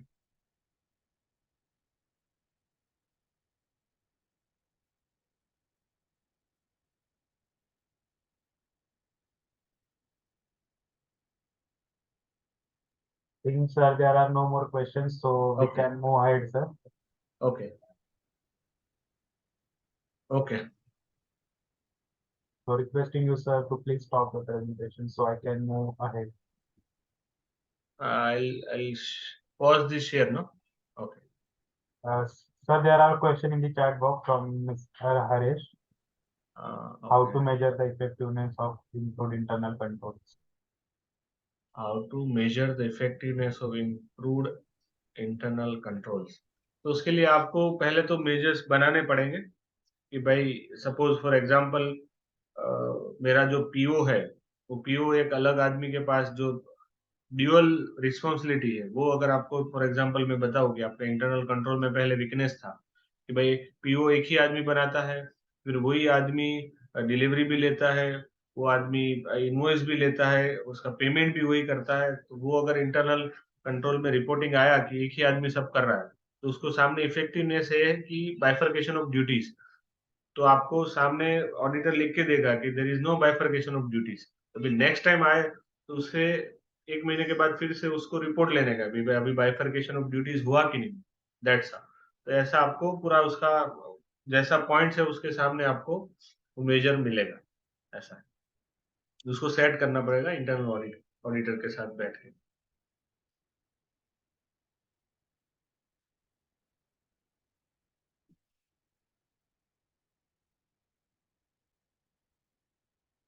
Okay anyone else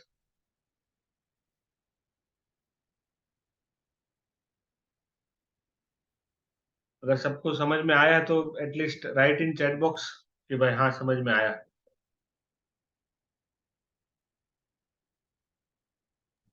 So thank you so much, sir, for the informative session. Our next session on 2nd September 2023. ICS is pleased to provide you all its research and development, integrated management system, QMS, EMS, and OHSS, excellence in education management, ISO made easy in Gujarati, Marathi, Telugu, and Hindi. For reading any of the above book, please contact Ms. Sushma Kindalkar on the given number and mail ID. Feedback form. I request everyone to please register on www.sadgunsang.org and go in your login and give your feedback. So thank you, Ishwar Jivani sir, for the presentation, and Yes. thank you all the delegates and participants who were joined for the today's Sadgun Sang. And now it's time to officially close our today's session. Thank you, everyone. Thank you so much. Thank Have a you. good day. Thank you. Good.